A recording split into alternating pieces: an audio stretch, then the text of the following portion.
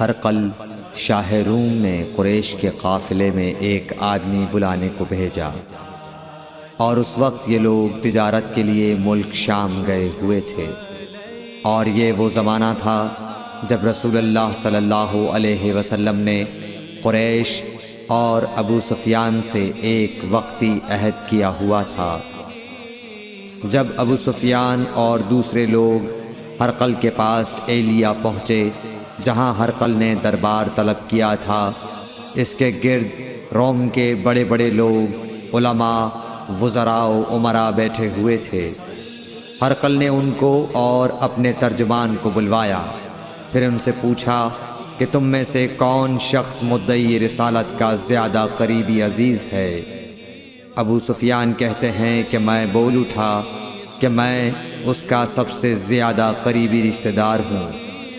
یہ سن کر ہرقل نے حکم دیا کہ اس ابو سفیان کو میرے قریب لا کر بٹھاؤ اور اس کے ساتھیوں کو اس کی پیٹھ کے پیچھے بٹھا دو۔ پھر اپنے ترجمان سے کہا کہ ان لوگوں سے کہہ دو کہ میں ابو سفیان سے اس شخص یعنی محمد صلی اللہ علیہ وسلم کے حالات پوچھتا ہوں۔ اگر یہ مجھ سے کسی بات میں جھوٹ بول دے تو تم اس کا جھوٹ ظاہر کر دینا۔ ابو سفیان کا قول ہے کہ خدا کی قسم اگر مجھے یہ غیرت نہ آتی کہ یہ لوگ مجھ کو جھٹلائیں گے تو میں آپ صلی اللہ علیہ وسلم کی نسبت ضرور غلط گوئی سے کام لیتا۔ خیر، پہلی بات جو ہرقل نے مجھ سے پوچھی وہ یہ کہ اس شخص کا خاندان تم لوگوں میں کیسا ہے؟ میں نے کہا وہ تو بڑے اونچے عالی نسب والے ہیں۔ کہنے لگا اس سے پہلے بھی کسی نے تم لوگوں میں ایسی بات کہی تھی؟ میں نے کہا نہیں۔ کہنے لگا اچھا اس کے بڑوں میں کوئی بادشاہ ہوا ہے؟ میں نے کہا نہیں۔ پھر اس نے کہا بڑے لوگوں نے اس کی پیروی اختیار کی ہے یا کمزوروں نے؟ میں نے کہا نہیں، کمزوروں نے۔ پھر کہنے لگا اس کے تابعدار روز بڑھتے جاتے ہیں یا کوئی ساتھی پھر بھی جاتا ہے؟ میں نے کہا نہیں۔ کہنے لگا کیا اپنے اس دعوی نبوت سے پہلے کبھی کسی بھی موقع پر اس نے جھوٹ بولا ہے؟ میں نے کہا نہیں، اور اب ہماری اس سے صلح کی ایک مقررہ مدت ٹھہری ہوئی ہے، معلوم نہیں وہ اس میں کیا کرنے والا ہے۔ ابو سفیان کہتے ہیں میں اس بات کے سوا اور کوئی جھوٹ اس گفتگو میں شامل نہ کر سکا۔ ہرقل نے کہا کیا تمہاری اس سے کبھی لڑائی بھی ہوئی ہے؟ ہم نے کہا کہ ہاں۔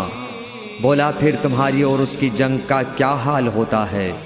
میں نے کہا لڑائی ڈول کی طرح ہے، کبھی وہ ہم سے میدان جنگ جیت لیتے ہیں اور کبھی ہم ان سے جیت لیتے ہیں۔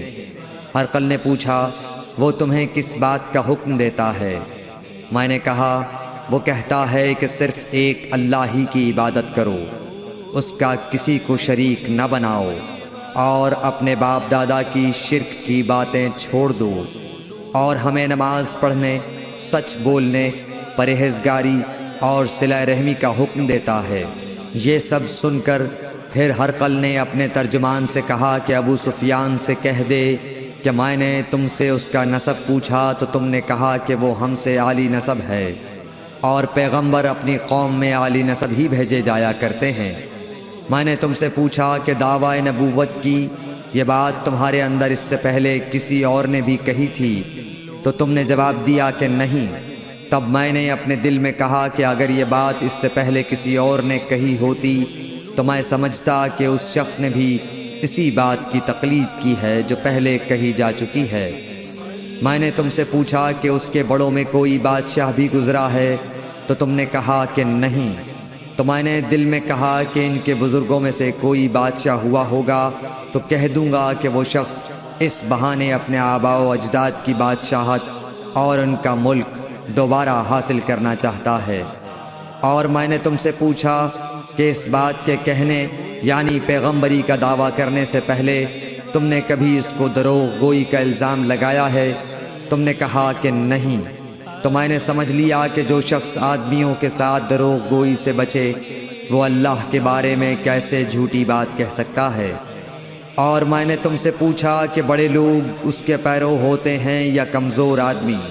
تم نے کہا کمزوروں نے اس کی اتباع کی ہے۔ تو دراصل یہی لوگ پیغمبروں کے متبعین ہوتے ہیں۔ اور میں نے تم سے پوچھا کہ اس کے ساتھی بڑھ رہے ہیں یا کم ہو رہے ہیں؟ تم نے کہا کہ وہ بڑھ رہے ہیں، اور ایمان کی کیفیت یہی ہوتی ہے حتیٰ کہ وہ کامل ہو جاتا ہے۔ اور میں نے تم سے پوچھا کہ آیا کوئی شخص اس کے دین سے ناخوش ہو کر مرتد بھی ہو جاتا ہے؟ تم نے کہا نہیں۔ تو ایمان کی خاصیت بھی یہی ہے، جن کے دلوں میں اس کی مسرت رچ بس جائے وہ اس سے لوٹا نہیں کرتے۔ اور میں نے تم سے پوچھا کہ آیا وہ کبھی عہد شکنی کرتے ہیں؟ تم نے کہا نہیں۔ پیغمبروں کا یہی حال ہوتا ہے، وہ عہد کی خلاف ورزی نہیں کرتے۔ اور میں نے تم سے کہا کہ وہ تم سے کس چیز کے لیے کہتے ہیں؟ تم نے کہا کہ وہ ہمیں حکم دیتے ہیں کہ اللہ کی عبادت کرو، اس کے ساتھ کسی کو شریک نہ ٹھہراؤ، اور تمہیں بتوں کی پرستش سے روکتے ہیں، سچ بولنے اور پرہیزگاری کا حکم دیتے ہیں۔ لہٰذا اگر یہ باتیں جو تم کہہ رہے ہو سچ ہیں تو ان قریب وہ اس جگہ کا مالک ہو جائے گا کہ جہاں میرے یہ دونوں پاؤں ہیں۔ مجھے معلوم تھا کہ وہ پیغمبر آنے والا ہے، مگر مجھے یہ معلوم نہیں تھا کہ وہ تمہارے اندر ہوگا۔ اگر میں جانتا کہ اس تک پہنچ سکوں گا تو اس سے ملنے کے لیے ہر تکلیف گوارا کرتا۔ اگر میں اس کے پاس ہوتا تو اس کے پاؤں دھوتا۔ ہرقل نے رسول اللہ صلی اللہ علیہ وسلم کا وہ خط منگایا جو آپ نے وحیہ کلبی رضی اللہ تعالیٰ عنہ کے ذریعے حاکم بصرہ کے پاس بھیجا تھا، اور اس نے وہ ہرقل کے پاس بھیج دیا تھا۔ پھر اس کو پڑھا تو اس میں لکھا تھا، اللہ کے نام کے ساتھ جو نہایت مہربان اور رحم والا ہے۔ اللہ کے بندے اور اس کے پیغمبر محمد صلی اللہ علیہ وسلم کی طرف سے یہ خط ہے شاہ روم کے لیے۔ اس شخص پر سلام ہو جو ہدایت کی پیروی کرے۔ اس کے بعد میں آپ کے سامنے دعوت اسلام پیش کرتا ہوں۔ اگر آپ اسلام لے آئیں گے تو دین و دنیا میں سلامتی نصیب ہوگی، اللہ آپ کو دوہرا ثواب دے گا۔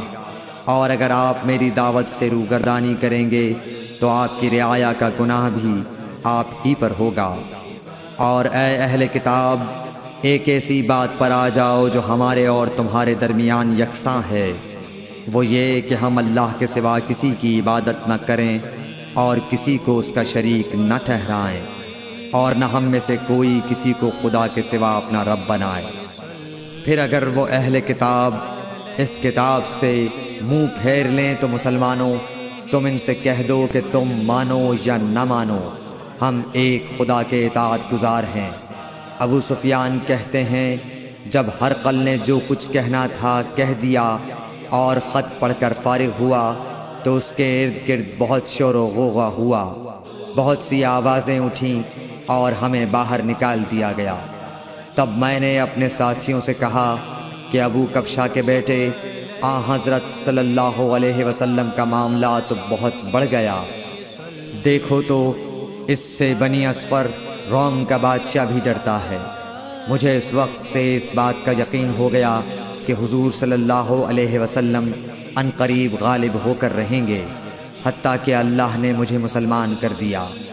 راوی کا بیان ہے کہ ابن ناطور ایلیا کا حاکم ہرقل کا مصاحب اور شام کے نصارہ کا لاٹ پادری بیان کرتا تھا کہ ہرقل جب ایلیا آیا ایک دن صبح کو پریشان اٹھا تو اس کے درباریوں نے دریافت کیا کہ آج ہم آپ کی حالت بدلی ہوئی پاتے ہیں، کیا وجہ ہے؟ ابن ناطور کا بیان ہے کہ ہرقل نجومی تھا، علم نجوم میں وہ پوری مہارت رکھتا تھا۔ اس نے اپنے ہم نشینوں کو بتایا کہ میں نے آج رات ستاروں پر نظر ڈالی تو دیکھا کہ ختنہ کرنے والوں کا بادشاہ ہمارے ملک پر غالب آ گیا ہے۔ بھلا اس زمانے میں کون لوگ ختنہ کرتے ہیں؟ انہوں نے کہا کہ یہود کے سوا کوئی ختنہ نہیں کرتا، سو ان کی وجہ سے پریشان نہ ہوں۔ سلطنت کے تمام شہروں میں یہ حکم لکھ بھیجیے کہ وہاں جتنے یہودی ہوں سب قتل کر دیے جائیں۔ وہ لوگ انہی باتوں میں مشغول تھے کہ ہرقل کے پاس ایک آدمی لایا گیا جسے شاہ غسان نے بھیجا تھا۔ اس نے رسول اللہ صلی اللہ علیہ وسلم کے حالات بیان کیے۔ جب ہرقل نے سارے حالات سن لیے تو کہا کہ جا کر دیکھو وہ ختنہ کیے ہوئے ہے یا نہیں۔ انہوں نے اسے دیکھا تو بتلایا کہ وہ ختنہ کیا ہوا ہے۔ ہرقل نے جب اس شخص سے عرب کے بارے میں پوچھا تو اس نے بتلایا کہ وہ ختنہ کرتے ہیں۔ تب ہرقل نے کہا کہ یہی محمد صلی اللہ علیہ وسلم اس امت کے بادشاہ ہیں جو پیدا ہو چکے ہیں۔ پھر اس نے اپنے ایک دوست کو رومیہ خط لکھا اور وہ بھی علم نجوم میں ہرقل کی طرح ماہر تھا۔ پھر وہاں سے ہرقل حمص چلا گیا۔ ابھی حمص سے نکلا نہیں تھا کہ اس کے دوست کا خط اس کے جواب میں آ گیا۔ اس کی رائے بھی حضور صلی اللہ علیہ وسلم کے ظہور کے بارے میں ہرقل کے موافق تھی کہ محمد صلی اللہ علیہ وسلم واقعی پیغمبر ہیں۔ اس کے بعد ہرقل نے روم کے بڑے آدمیوں کو اپنے حمص کے محل میں طلب کیا اور اس کے حکم سے محل کے دروازے بند کر لیے گئے۔ پھر وہ اپنے خاص محل سے باہر آیا اور کہا، اے روم والو، کیا ہدایت اور کامیابی میں کچھ حصہ تمہارے لیے بھی ہے؟ اگر تم اپنی سلطنت کی بقا چاہتے ہو تو پھر اس نبی صلی اللہ علیہ وسلم کی بیعت کر لو اور مسلمان ہو جاؤ۔ یہ سننا تھا کہ پھر لوگ وحشی گدھوں کی طرح دروازوں کی طرف دوڑے مگر انہیں بند پایا۔ آخر جب ہرقل نے اس بات سے ان کی یہ نفرت دیکھی اور ان کے ایمان لانے سے مایوس ہو گیا تو کہنے لگا کہ ان لوگوں کو میرے پاس لاؤ۔ جب وہ دوبارہ آئے تو اس نے کہا، میں نے جو بات کہی تھی اس سے تمہاری دینی پختگی کی آزمائش مقصود تھی، سو وہ میں نے دیکھ لی۔ تب یہ بات سن کر وہ سب کے سب اس کے سامنے سجدے میں گر پڑے اور اس سے خوش ہو گئے۔ بالآخر ہرقل کی آخری حالت یہی رہی۔ صحیح بخاری حدیث نمبر 7۔